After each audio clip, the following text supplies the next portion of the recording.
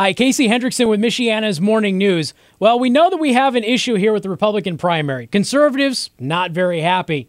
Let's see, we've got Mitt Romney, who supported the individual mandate in Massachusetts when he was governor there. And you've got Newt Gingrich, who has supported a version of the individual mandate for a number of years, including just last year. Of course, he's now clarified that position, of course, to say it's a different type of individual mandate. You'll have the choice of the individual mandate or purchasing a bond, one of the two. And then you have Ron Paul and then you have Rick Santorum.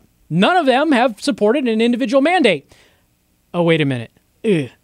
Washington Examiner today, back in 1994, Rick Santorum, running for Senate, supported an individual mandate for health care, which is interesting because at the debate this last week, he called out Mitt Romney and said, how are you going to debate the president when you supported the individual mandate too? It's an interesting question. Of course, we have to turn it back on Rick Santorum now. What does that leave us with?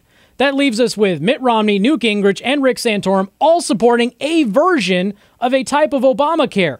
Now, when you go into states like Florida, which obviously the primary is coming up here, but you're debating the president of the United States, how is it that you can say that he's the unconstitutional president? He's the guy that wants to violate your rights and put government in your bedroom and in your health care if you're the people who have supported it to begin with? Takes me back to the last election. Do you remember everybody saying, we're not going to vote for John McCain because he's a moderate, maybe even a liberal or a closet leftist, whatever it might be? We're not going to vote for him. We're going to stay home. And we're going to wait until the new Ronald Reagan rises from the ashes of the Republican Party and saves us all from the tyranny of President Obama. Remember that?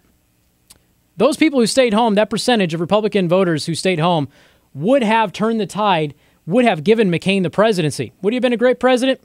Only history would know. But what we do know now is there is no Ronald Reagan that has risen from the ashes of the Republican Party to save us from an Obama presidency. We're stuck. Aren't you glad you stayed home 4 years ago? I didn't think you were. I'm Casey Hendrickson, host of Michiana's Morning News, heard right here on 95.3 MNC.